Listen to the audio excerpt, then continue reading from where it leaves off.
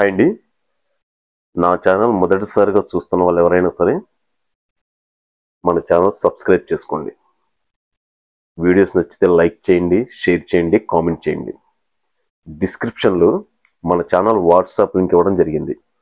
ఆ link click చేసి join అవ్వండి. మనం మొదటిగా పోస్ట్ చేసే వీడియోస్ ఆ లింక్లో పేస్ట్ చేయడం జరుగుతుంది. ముందుగా మన సబ్స్క్రైబర్స్కి ఆ వీడియోస్ ముందుగా వెళ్తాయి అన్నమాట. ఇంకా మనం వీడియోలోకి వెళ్ళిపోతే ప్రభుత్వ పాఠశాలలో టైమింగ్స్ అనేవి చేంజ్ అవుతున్నాయి అన్నట్లు ఒక సమాచారం. ఎలాగంటే ఇప్పుడు మామూలుగా ప్రభుత్వ పాఠశాలల టైమింగ్స్ ఉదయం 9 నుంచి సాయంత్రం 4 గంటల వరకు ఉంటుంది. ఇప్పుడు దాన్ని ఉదయం 9 నుంచి 5 గంటల వరకు చేంజ్ చేస్తున్నారని, ఇది మొదటి విడతగా నెల్లూరు జిల్లాలో 25వ తారీఖు రోజు ప్రారంభించి తర్వాత 30వ తారీఖు లోపు మండలానికి ఒక స్కూల్ చొప్పున ఎంపిక చేసి ఒక యుద్ధ ప్రాతిపదికన టెస్టింగ్ కోసం.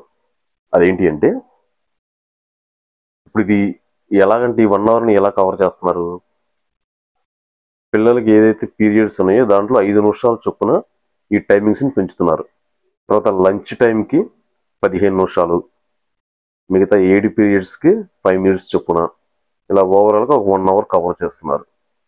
అయితే ఇలా చేయటం వల్ల పిల్లలకి మంచిదా కాదా అనే దాని మీద విశ్లేషిస్తే కొంతమంది తల్లిదండ్రులు భిన్నాభిప్రాయాలతో కూడా చెప్తున్నారు. ఏంటి అంటే కొంతమంది 5 గంటల వరకు ఉంచితే పర్వాలేదు, పిల్లలు ఇంటికి వచ్చినా కూడా ఫోన్ ఆడటం, టీవీ చూడటం, రోడ్ల మీద పడి గేమ్స్ అవి ఆడుతున్నారు. అదే ఆ 1 అవర్ స్కూల్లోనే ఉంటే ఇంకొంచెం ఎక్కువ నేర్చుకోవడానికి వాళ్ళు టైం కేటాయించినట్టు ఉంటుందని కొంతమంది తల్లిదండ్రులు చెప్తున్నారు.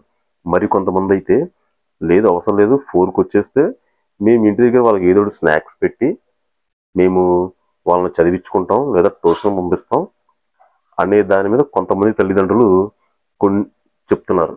దీంట్లో ఉపాధ్యాయులు కూడా కొంతమంది ఇప్పుడు 4 గంటల వరకు ఉన్నా 5 గంటల వరకు ఉన్నా వాళ్ళకి మేము చెప్పే లెసన్స్ కానీ ఇంటర్లో మేము కంప్లీట్ చేస్తాం, మరి ఎక్కువ టైమింగ్స్ పెంచితే వాళ్ళ మీద ఒత్తిడి పడే ప్రభావం ఉంది, దీన్ని దృష్టిలో పెట్టుకొని ప్రభుత్వం కూడా ఆలోచించాలని చెప్పి మరి కొంతమంది చెప్తున్నారు. దీనికి కొంతమంది వైద్య నిపుణులు కూడా ఏం చెప్తున్నారంటే పిల్లల్ని ఎక్కువసేపు అలా ఉంచితే వాళ్ళు స్ట్రెస్కి ఫీల్ అవుతారు, వాళ్ళు ఎక్కువగా ఒత్తిడికి గురవుతారు.